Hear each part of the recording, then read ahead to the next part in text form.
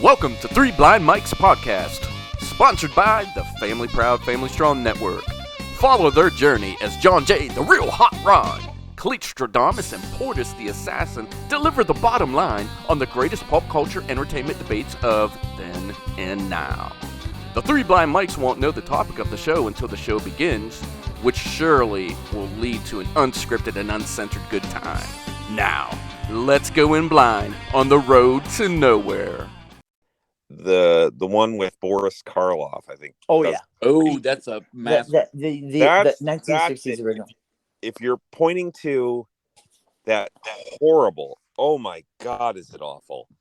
The Jim Carrey version. Oh yeah, he was on drugs. Oh my God, is that horrible? Yeah.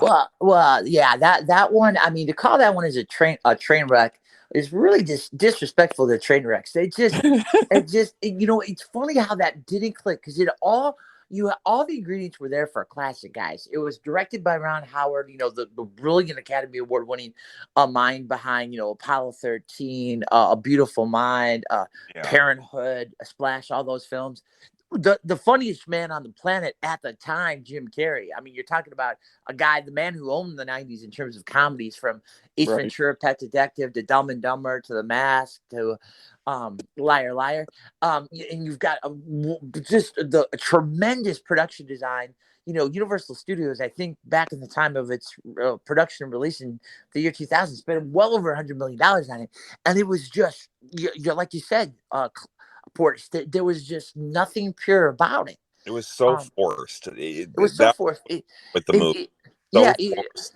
All the jokes were just like a square peg in a round comedy hole. I mean, yeah, exactly. And the thing about it is, Dr. Seuss, his wife, just publicly disowned that film, and that film made her very hesitant to a lot, because after that Bond play, she was very hesitant to sell the rights to any of Dr. Seuss's other classic timeless works for years.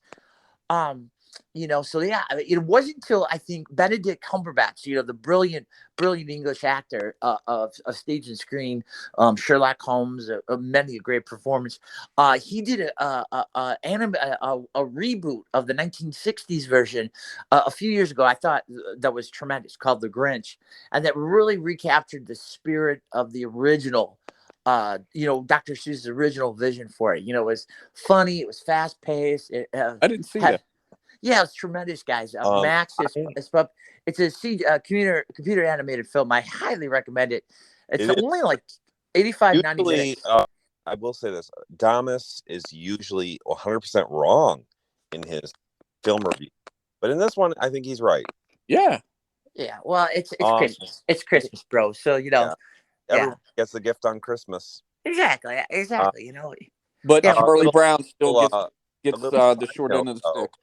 Absolutely. Well, that's because he's Charlie Brown, Jay. A little side note: my son Max is named after the that little dog that has those big, huge antlers on his head. He's named after. Oh yeah. Yeah. Really? I always thought it was Mad Max from the Road Warrior, but really, so that. Oh, that's when that's when it became two. We started thinking that was he is a demon. He's a special spawn of. I'm not going to say Satan, but I'm going to say some like one of Satan's henchmen. When he's going through one of his spazzes, his 2-year-old spazzes, one of his decrepit. So what are you trying to tell us, bro? Is that my nephew's real father is the Grinch? Well, yeah. I mean, I just started off with a huge rant about how I get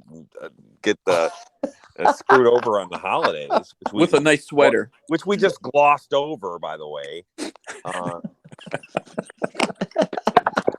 See, nobody feels your pain, Portis. Not even on Christmas, nobody feels your pain. On Christmas. It's just right.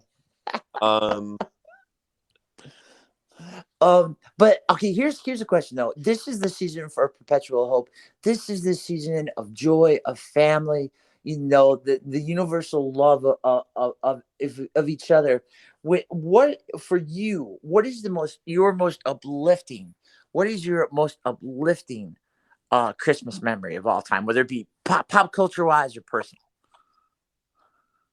Well, okay. Well, I remember when I was 9 years old. I think I was around 9 years old, and I got up out of bed, and I heard all this rattling. It was Christmas Eve night. Oh, yes.